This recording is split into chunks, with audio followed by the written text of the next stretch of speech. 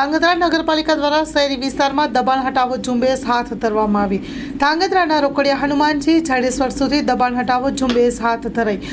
સુરેન્દ્રનગર જિલ્લાના ધાંગધ્રા નગરપાલિકાના પ્રમુખ કુલદીપસિંહ ઝાલા અને ચીફ ઓફિસર મટિલકુમાર પટેલની સૂચનાથી ધાંગધ્રા શહેરી વિસ્તારમાં બિનકાયદેસર રીતે લારીઓ, ગલ્લાઓ, કાચી પતરાવાળી દુકાનો બનાવી પેશકદમી કરતા ધંધાર્થીઓના હાટડીઓ ખોલી દબાણકર્તાઓ સામે લાલ આંખ કરવામાં આવી હતી।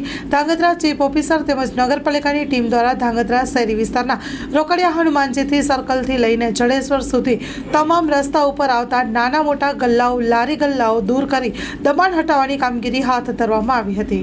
સ્ટોરી રિપોર્ટ બાય દિનેશ ગામવા સાથે જયેશકુમાર ઝાલા, ધાંગધ્રા।